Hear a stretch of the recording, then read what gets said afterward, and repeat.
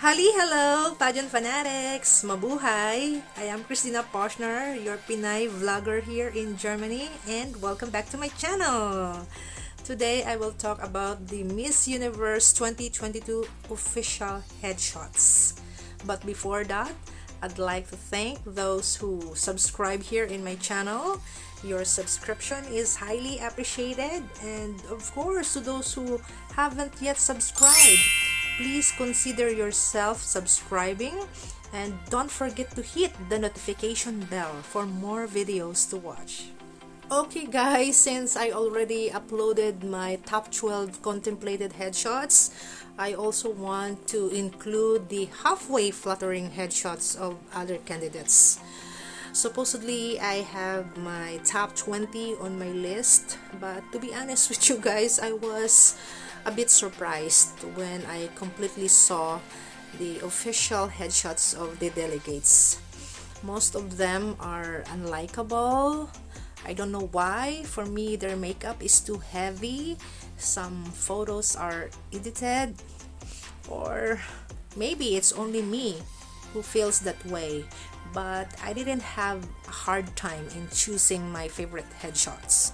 When a photo is something appealing to my eyes or something that an image is hypnotic, I would just take a screenshot right away. And without further ado, let's start with Miss USA Arbony Gabriel.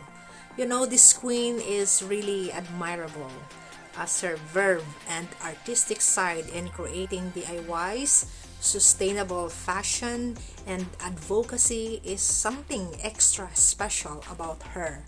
However, my impression on her headshot is not something that I expected from her exceptional taste and styling. Let's take a look at her photo. What is the first thing comes to your mind? You know guys, this is a beautiful confrontational image which is very good on portrait photography. But the only off the mark here is her hair. The sleek hairdo didn't help to bring out that glamness from her beauty, and the fuchsia pink ruffled color didn't match. Para sa akin parang mukhang lalaki si Arbony dito na nilagyan ng makeup. I thought it would have been look better if she has this volumized hair and worn something simple. Yun lang. Sayang. Gusto ko si Arbony pero sayang at hindi siya nakasama sa aking top 12 contemplated headshots. Yun lang naman ang issue ko sa kanya. And the second one is Miss Puerto Rico Ashley Carino. This beauty queen is definitely a total package, and I can even vouch her budding potential to be the next Miss Universe. However, apropos of her headshot portrait, I don't find it enticing. It may look intriguing because of her facial expression. I actually love her cryptic smile, and her blue eyes is in fact lovely. But I thought that heavy eye makeup has made her eyes look a bit extended upwards. Parang feeling ko nilagyan siya dito ng invisible facial lift tape na parang nagmukha siyang kontrabida. Para sa akin, it's over-defined and it's a little bit too much for me. Ang kanyang portrait ay parang hindi pang Miss Universe, parang pang poster ng isang movie na kung saan siya ang kontrabida, o parang si Miranda Priestley o Cruella de Vil. But I adore Ashley Carino. She is one of my favorite candidates at Miss Universe. Next is Manita Hang from Cambodia. At first glance, Manita looks like a beautiful doll. But after a few seconds, you will realize that her image is looking and getting pallid. The eye makeup is too intense that makes her eyes deeply set in her eye socket. I know she's a good-looking lady even without or less makeup on, but her headshot with smoky eyeshadow on this spoils her natural beauty to glow up. I thought a minimal makeup is good for her to pull that oriental beauty in to her face, ano. Mas maganda sana siya kung simple lang ang kanyang makeup kasi maganda naman na siya. But I've also noticed on her IG account that she always buffing for exaggerating makeup looks. Some of her looks are good, but for the most part, it's overly done. At para sa akin, nakakaumay ang kanyang beauty sa sobrang kapal ng kanyang makeup. And another headshot here is from Miss Iceland. What a pretty crystal blue-eyed beauty queen.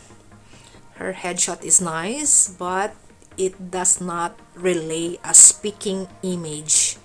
You know, we can truly tell when a portrait is beautiful, when it corresponds to our senses, or something that can tilt our head and spin out our gaze.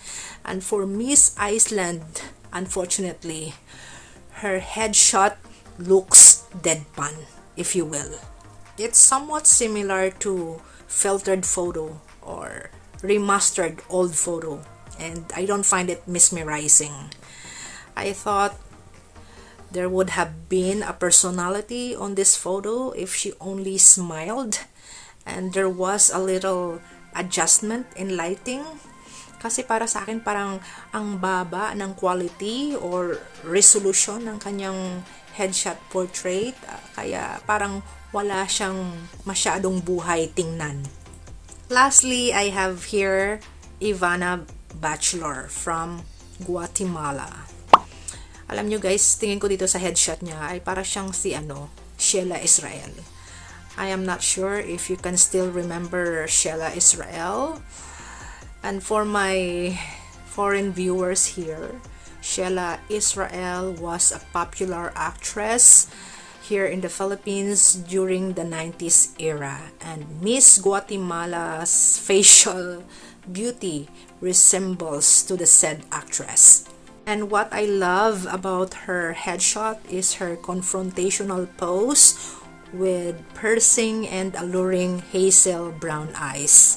She is as well a definition of Miss Universe facial value. Yung nga lang parang napansin ko, ang laki ng binti niya. and then I also noticed that she is a dead ringer for Miss Universe 2005, Natalie Glivova. Tingnan nyo dyan sa video.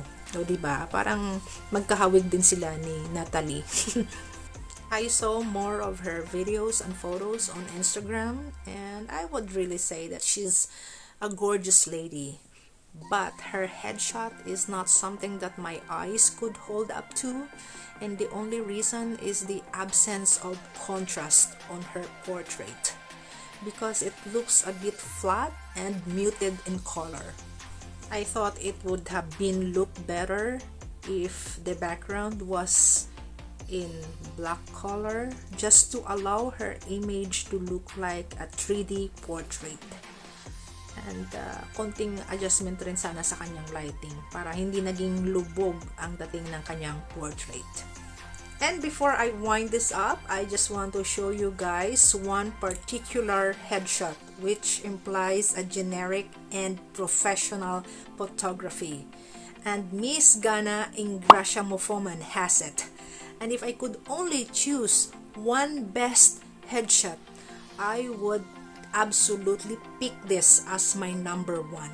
Because the first time my eyes laid on it, I was like, wow, what a perfect painterly headshot. The balance of color, texture, and contrast is classic and fine art. Parang painting na ito, almost like a painting. And I also got this impression that Miss Gana is almost like the reincarnation of Queen Hatshepsut, or let's say Queen Nefertiti. you know, put that Egyptian cap crown on her head and visualize her image. And if you're also watching the Mystery Scope channel, probably you can also grab the idea inside my mind. And this video on my screen is actually from the Mystery Scope channel.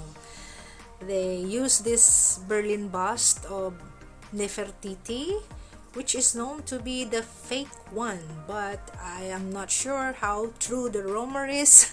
But I myself had already seen this bust twice at Neues Museum in Berlin.